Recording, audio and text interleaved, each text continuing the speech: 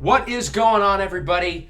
The NFL draft is pretty much here. It's 4 days away. We have made it to draft week, and we have made it to the home stretch pretty much. So this past week or so, I've been working very hard on finalizing my draft board, all of my positional rankings, and I'm excited to share them throughout this week. So in this video, I'm going to be going over my offensive player rankings. So pretty much we have each offensive position, and I'm going to go over the top 10 players at each position. I'm not ranking them based on where I think they will go. I'm ranking them based on my personal evaluations and where I think they should go. You have to keep in mind that me and you are not going to have the same opinions, and that is the fun part of draft season. So rather than calling me an idiot in the comments below, we can have a healthy discussion instead. So with that being said, let's get to the quarterback position first. As you can see here, the graphic is fully color-coded. If you look on the bottom, each color represents a different grade. So Malik Willis, for example, his name is in yellow. That means he is a fringe first-round grade. And we're going to start with Malik Willis because he is my QB1. He comes in as my 32nd overall player in this year's draft class. You have to keep in mind that positional value does not take effect in my overall rankings. So Malik Willis, even though he's the 32nd best player in the class for me, he should probably go earlier than 32nd because he is a quarterback. Do I feel good about Malik Willis being QB1? Not really. I'm not overly confident in my ranking here just because this quarterback class is so weird. But Malik Willis has the highest ceiling of the group. And I think in today's NFL, with all the talented quarterbacks who have entered the league, you got to take a swing for the fences. And that's really what Malik Willis is. He's got some weakness. He's not polished at all. And I think his career is really going to depend on where he ends up. I think if he can get into a situation with a good offensive coach and a team where he's not going to have to play a whole lot early on, I think he could succeed. A team like Carolina, for example, is where I feel like he would be destined to fail. The Panthers are in a situation where they need a starting quarterback this year. They really don't have a ton on offense, particularly if Christian McCaffrey is going to get injured by week 4 again. And with Matt Rule's job on the line, I could see them going for a home run type pick at quarterback, which is why I think Malik Willis going at 6 to Carolina is very likely. But for his sake, I really hope that does not happen because I think Carolina is a place where he would not develop. QB2 for me is Sam Howell out of North Carolina. I think Howell arguably has the second highest ceiling of any of the quarterbacks in this group. I think he has one of the lower floors as well. Howell isn't that different to Malik Willis in a lot of ways. They both have similar frames. Howell as well is a great athlete. He's a great runner, and he has a very talented arm, but he also has a lot of work to do as a passer. I think considering this is a quarterback-driven league and quarterbacks are going to go early, I don't have that big of a problem with Sam Howell going in the first round. He is my 45th overall player. He is a high day 2 grade, but he does not get a fringe first round grade for me. I just think there are 44 better football players in this draft class.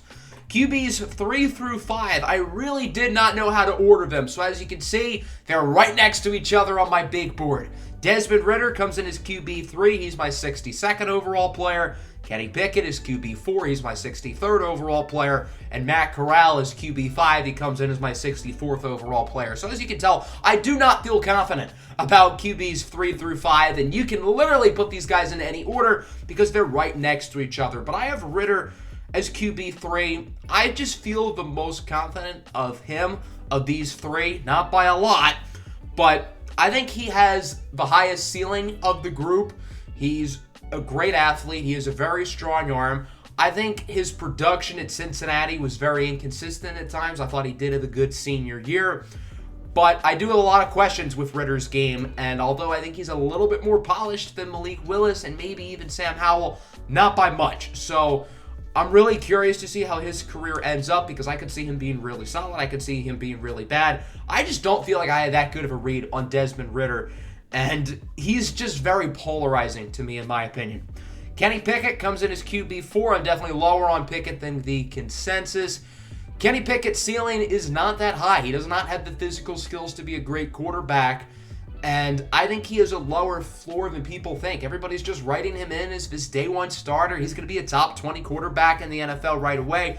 I think there's a chance that happens, but I'm just not overly confident in that. He did have a good senior season at Pitt, but I do have a lot of questions about him. He tends to escape from clean pockets too easily, and although it's not necessarily a bad thing to be a scrambler, Kenny Pickett does not have the athleticism and the running ability as guys like Willis and Howell and Ritter, and I also don't think he has the arm talent that those guys do. I do think he is a little bit more polished than the group, but I don't feel that confident in him as a day one starter. Carolina is certainly a destination for him as well. I think he's better than Darnold, but is he that much better than Darnold as a rookie? I don't know.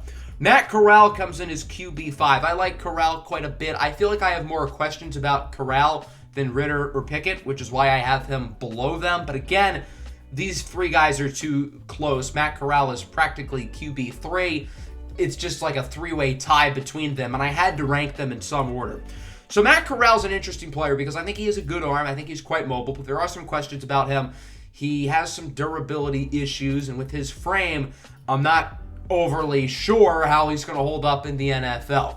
At Ole Miss, he didn't have to make a ton of deep throws. He made a lot of short passes and checkdowns and screens, and he does have a questionable deep ball, but I think he does have quite a bit of upside.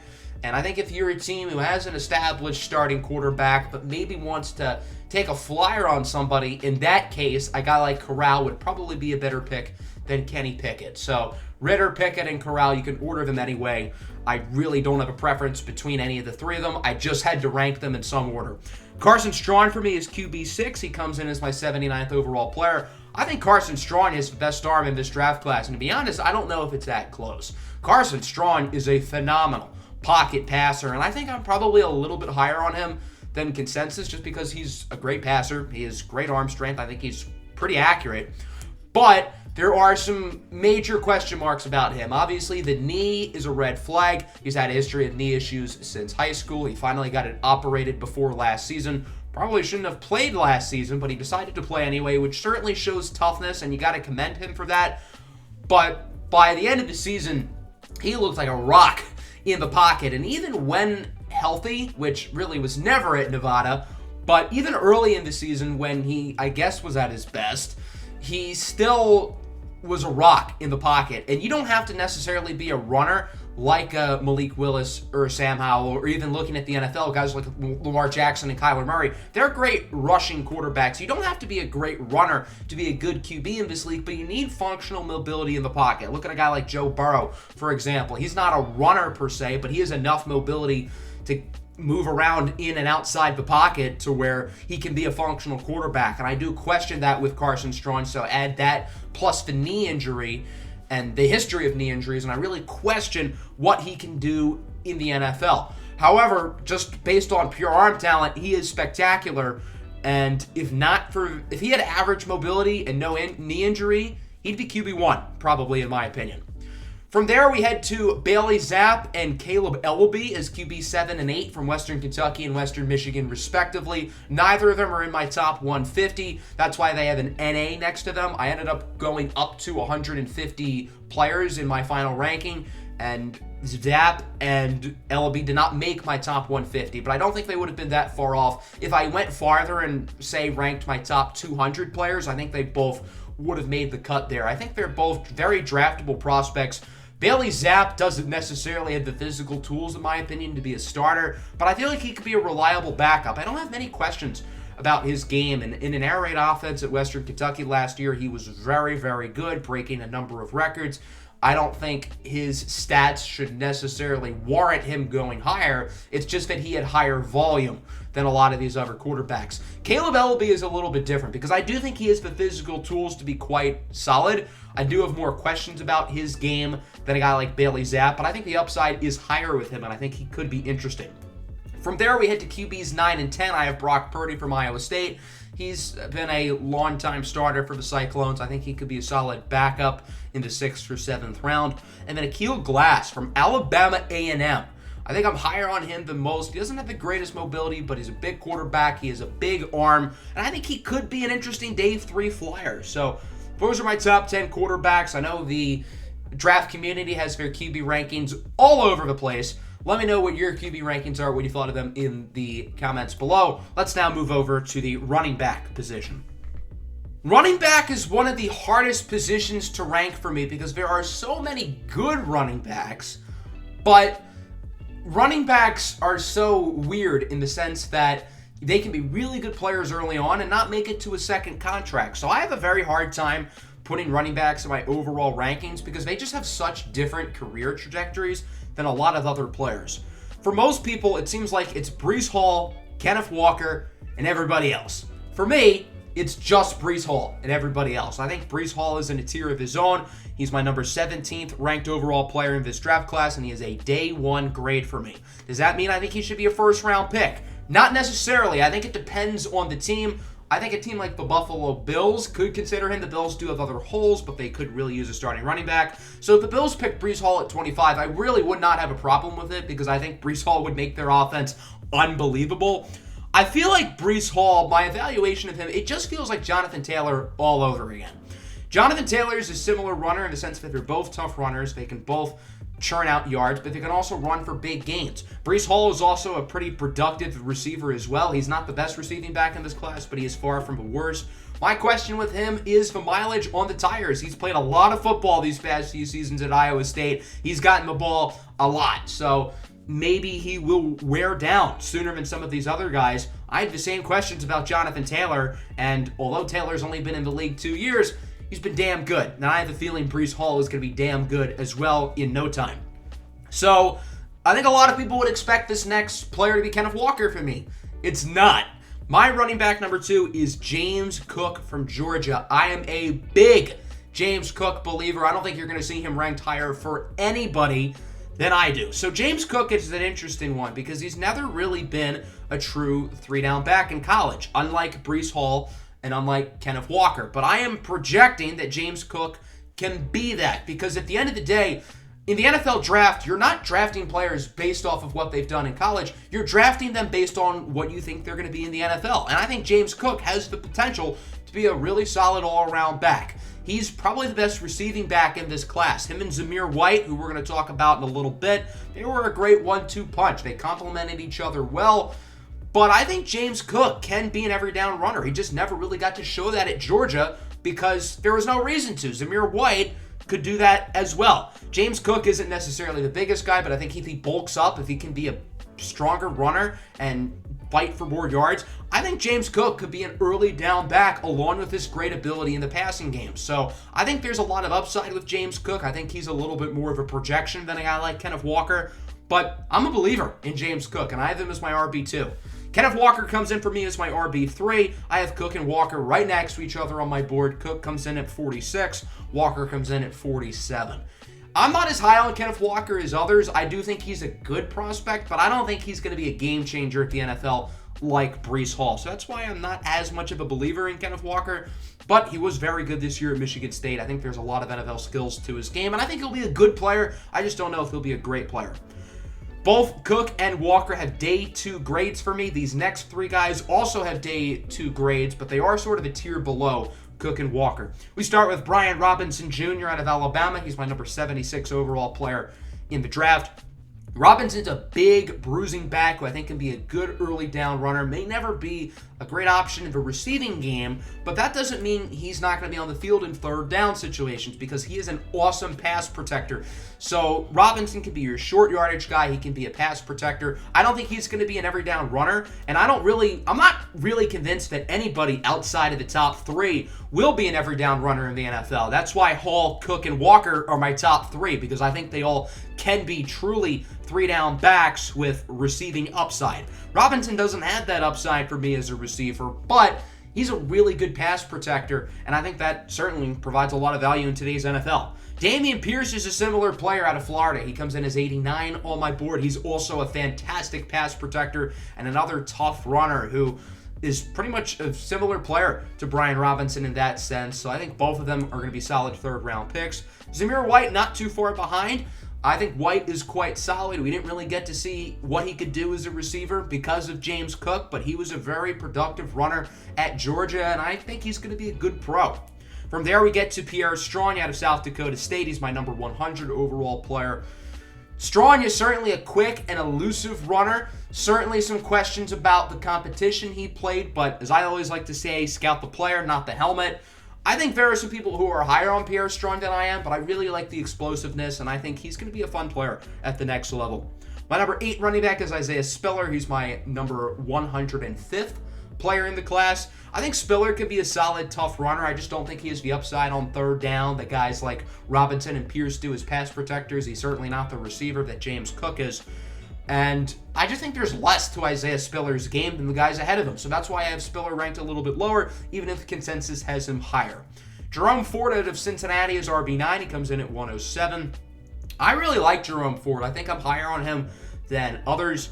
Ford is a productive, tough runner. I think he has more upside in the receiving game than people give him credit for. So I think he's going to be a good pro at the end of the day. Those last 3 guys for me all have fringe day 2 grades. And then we head to Kennedy Brooks out of Oklahoma. RB10 is a close race for me, but I end up giving the nods to Brooks. I think he's one of the more underrated players in this draft class. I think he's going to be a fun player at the next level. He was quite solid at the University of Oklahoma, and I think he's going to be a good pro at the end of the day. Next up, we head to wide receiver, and I will say I've been doing big boards and positional rankings probably for about 5 or 6 years now in the NFL draft. I think wide receiver is the position I've had the most success with, so take that for what you will. My wide receiver 1 throughout this entire draft process, really since the start of the college football season, if we're being honest, has been Garrett Wilson out of Ohio State. That really has not changed for me. I think Wilson's going to be a phenomenal player at the next level. He gets a borderline elite grade for me. He's my number 6 overall player in the class. He's my number 3 offensive player in the class. You'll see the top 2 a little bit later. Garrett Wilson just doesn't have any question marks for me. He's a great athlete, good route runner, good hands, good after the catch. I don't think Garrett Wilson's ever going to be a truly top 10 receiver in the NFL. He could be, but I'd be a little bit surprised by that. But I'm very confident that Wilson's going to be a solid number 1, and he's going to make a quarterback very happy as soon as next season.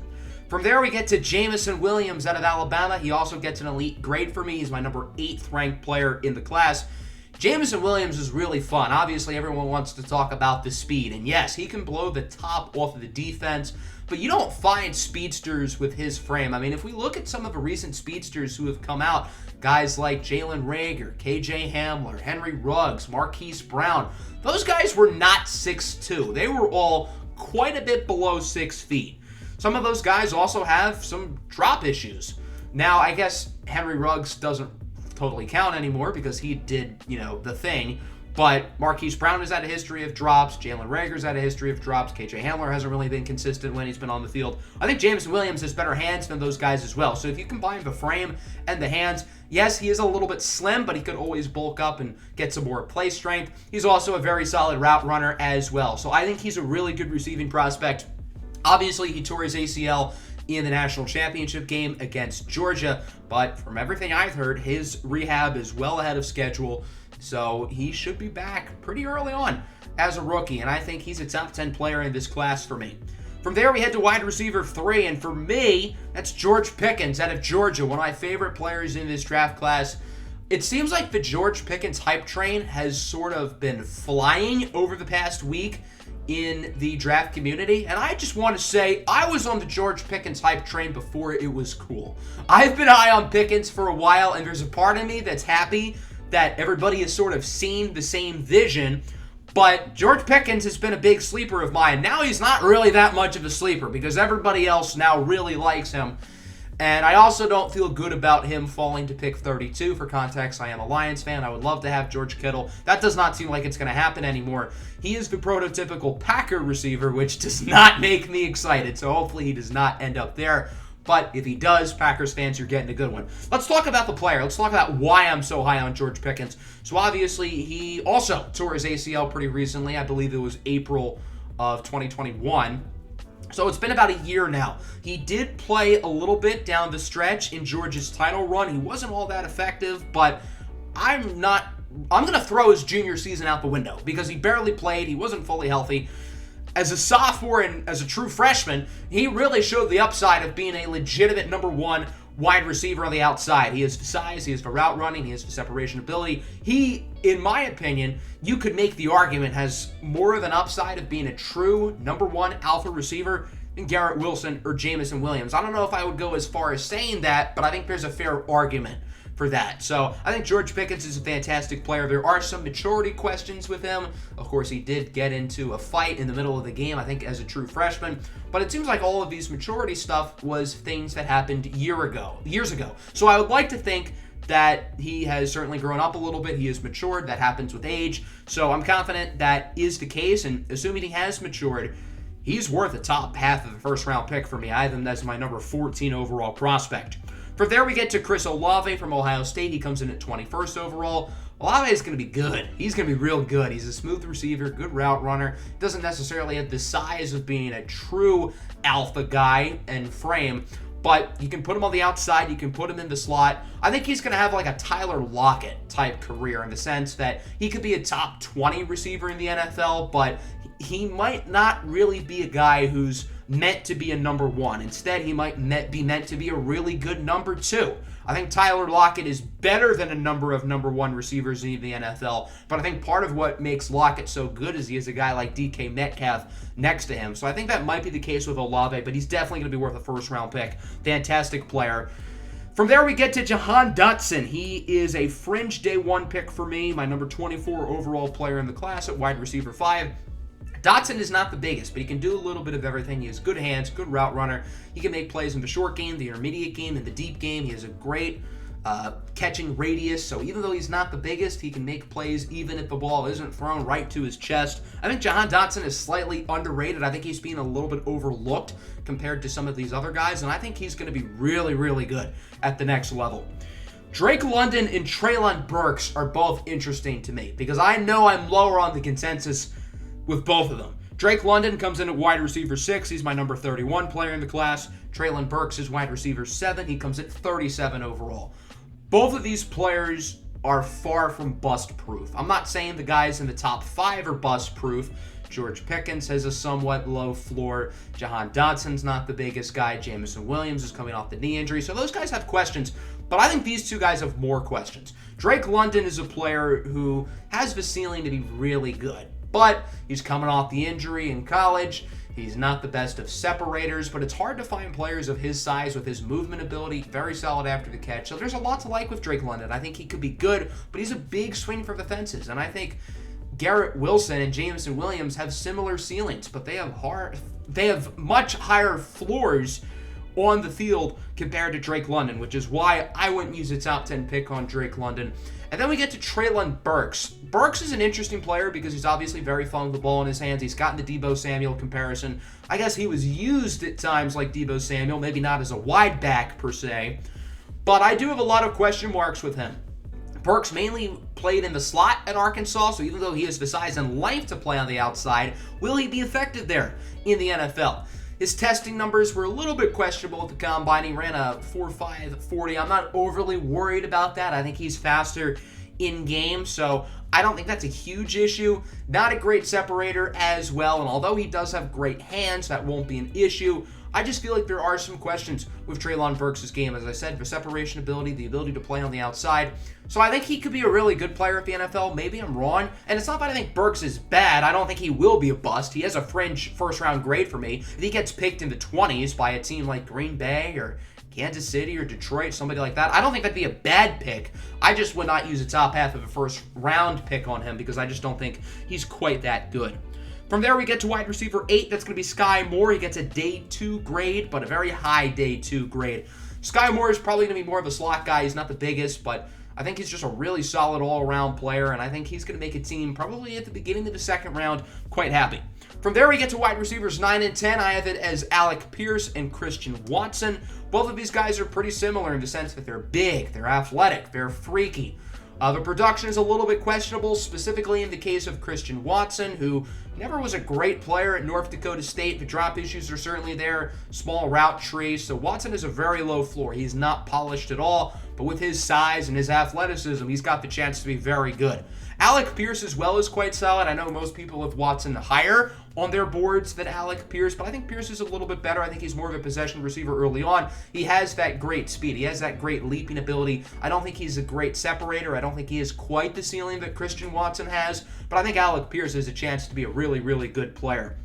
So all 10 of these guys are top 50 players for me. This is a very talented wide receiver class. There are a number of other wide receivers who are not in my top 10, but are really good. Khalil Shakir is my 51st overall player. Calvin Austin comes in as 71. Bo Melton is my 77th ranked player. John Mechie is ranked at 74. Wan'Dale Robinson at 78. So those guys are all top 100 players for me. Jalen Tolbert as well, wide receiver 16. He's my 88th overall player. And then David Bell is my 96th ranked player. So I have 17 wide receivers in my top 100. This is a really good wide receiver class. It feels like we say that every year now, but that's just because there are so many good wide receivers coming into the league. Now we get to the tight end position. My tight end 1 is Trey McBride. He's my 53rd overall ranked player. Although this isn't necessarily a top-heavy tight end class, it's a really deep group, and I could see a number of these guys becoming really solid players. Trey McBride is a super high floor, one of the safest players in this draft. He's a very good blocker, good hands. He just doesn't have any questions about his game. Good receiver in general. I don't think he's ever going to be a great player, but he's going to be good. And I think he's going to be good very early. There are some guys with more upside than him, like Greg Dulcich, who was my tight end 2, 73rd overall player in the class. Dulcich has more work to do, but I think there are more flashes of him on film, and he just has more upside as a receiver than Trey McBride. I think Dulcich, in the right situation, has a chance to be really good, and I think the same can be said about Charlie Kolar from Iowa State. I think I'm a little bit higher on him than consensus. Kolar is not a good blocker, but he's a phenomenal receiving threat, and he's been productive for a few years at Iowa State. I think he could be a really, really good player at the next level. I feel like he's just being overlooked. Those 3 players all have day 2 grades for me. These next 3 guys, only separated by a few spots on my board, have fringe day 2 grades. We start with Jeremy Ruckert from Ohio State. He's my 111th ranked player in the class. Ruckert sort of never really was a focal point in the Ohio State offense, which makes sense because they have guys like Garrett Wilson and Chris Olave, who are going to be first-round picks this year. Jackson Smith-Njigba is going to be a first-round pick next year. Travion Henderson might be a first-round pick the year after. So you get the point.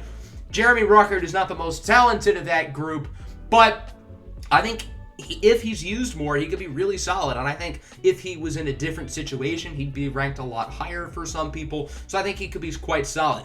Daniel Bellinger as well from San Diego State also never truly was used the way he probably should have. And I think he will be a better pro than college player. He comes in as my 117th ranked player. A couple spots below him is Jelani Woods from Virginia. He comes in at 119. Woods is a freak, man. He's 6'7". He runs a 4.6. He just was unbelievable at the combine. He's a little bit raw. The floor is low, but the ceiling is sky high, maybe higher than anybody in this class. From there, we get to the day 3 guys, and these 4 players are all separated, again, only by a few spots. We start with Chig Okonkwo out of Maryland. He's my 134th ranked player. Okonkwo isn't necessarily a true tight end. You can use him in a variety of different ways. I hope he goes to an offense with a creative offensive coach, because Okonkwo can be used in so many different ways. Tight end, fullback, hell, maybe even put him at running back some snaps. I think he's going to be a very fun player at the next level. I hope he outperforms my draft ranking for him, because I think he's going to be a fun pro. Cade Otton comes in at 136 out of the University of Washington. I think Otton's going to be better than the 8th tight end in this class when it's all said and done, but he just doesn't really have the upside that some of these other guys do, particularly as a receiver. But he's fairly reliable in that sense. He's a good blocker as well, so I think he's going to be a solid player. I just don't know if you're ever looking at a true starter. James Mitchell out of Virginia Tech is tight end 9 for me. He's an intriguing prospect to me. He's a fun player to watch, certainly. Solid receiver, good ability with the ball in his hands, decent enough blocker. So I think he could be an interesting developmental day 3 guy. And then we get to Isaiah Likely, my 150th ranked player in my top 150. Likely is a weird one because in like December or January, he was competing for tight end 1 for most people. Likely is a great receiver, but he just doesn't really offer a whole lot as a blocker, and I feel like if he slimmed down a little bit, he might just be better off as a wide receiver, although he doesn't really necessarily have that quickness and athleticism. So Likely is sort of a tweener. I don't really know where he's going to fit in the NFL, but he's a talented player, and I think he's too good not to draft, even if there's questions of where he is going to play at the next level. Now we head to offensive tackle, and my top 2 ranked players in this entire draft class, regardless of position, regardless of offense or defense, is at the offensive tackle position. That's Ikem Ekwonu from NC State and Evan Neal for Alabama. And I feel like these two are pretty much a coin flip. You could really go either way. Ekwonu's better in the run game. Neal's better in the pass game. I think there's a little bit more to Ekwonu's game, and for that, he's my #1 ranked player in the entire draft class. He does not have an elite grade, as you can tell. He still only has a borderline elite grade. I think most years, for me, there are 2 to 4 elite players in the draft class. I just don't think there are any this year, and that's not necessarily a bad thing. I think there are a few players who are close to elite status, like Ikem Ekwonu and Evan Neal, but I just don't think there's a truly elite generational #1 player in this draft class. So I think Ekwonu is a little bit weaker than some of the other #1 players I've had in the past. Last year it was Trevor Lawrence. 2020 it was Chase Young. 2019 I think it was Quinnen Williams. I just don't think Ekwonu is as good of prospects as those guys, but he's damn close and he's damn good. I don't want to take anything away from Ekwonu. For Christ's sakes, I have him as the best player in the draft. So I think he's going to be a phenomenal player. I think Jacksonville should pick him #1 overall. I think there are a number of players who would be good for Jacksonville at #1 overall, but if I was the one making the decision, I think I would pick Ikem Ekwonu. Evan Neal is my 2nd ranked player in the class. Again, he's really good. If Jacksonville picks him at 1, that would not be a bad pick at all. I would not give them a low grade for passing on Ekwonu for Evan Neal. I think both of these players are fantastic. I think they're going to be stars at the next level. They have high floors. They have high ceilings. They have high characters. There's no red flags with them, in my opinion. From there, we head to Charles Cross. He's my 12th ranked player in the draft class. Charles Cross, I feel like he's a little bit polarizing for some people. I think some teams might have him in the top 5 on their boards. Some teams might have him in like the 20s. So Charles Cross is a phenomenal pass protector. And that is what a majority of his snaps were at Mississippi State, because he was in that air raid Mike Leach offense. We don't really know what he can do in the run game because Mississippi State barely ran the ball. And this was sort of the similar questions that we have with Andre Dillard coming out a few years ago from Washington State. That's when Mike Leach was the coach at Washington State. And although Dillard's not a bad player, he also hasn't been worth a first-round pick. So I think that's the question with Charles Cross, but I think Cross is a better prospect than Andre Dillard, and I think he's going to be really, really good. From there, we get to Tyler Smith out of Tulsa. So this is where I sort of go off the grain a little bit, because Ekwonu, Neal, and Cross are pretty much everybody's top 3 tackles. For most people, you see guys like Trevor Penning and Bernard Raymond here at 4. I'm quite a bit lower on both of them. I'll talk about that a little bit more in depth in just a moment. But we're going to start with Tyler Smith, who's a freak athlete like Raymond and Penning. I think Smith is raw, like both of those players, but I think there's a little bit more to his game right now. I also think he has the versatility to play guard as well. I think he could be a good guard at the next level, but you're certainly going to try him out at tackle. He has a fringe first-round grade. I like him more than Raymond and Penning. It's just really that simple. Max Mitchell comes in as my OT5. He's my 54th ranked player in the class. I think Mitchell is going to be really good right off the bat. I think I'm a little bit higher on him than most, and you could really order him with Raymond and Penning in any order, but I think Mitchell's better than those guys. From there, we head to Bernard Raymond and Trevor Penning. They're my 56th and 57th ranked players in the class overall. Both of them are phenomenal athletes. They both have a lot of upside, but they have a lot of work to do. Raymond is an interesting one because he's going to be almost 25 years old when he makes his debut in the NFL. I think he's a more polished player right now than Trevor Penning, which is why Raymond is ranked ahead of Penning.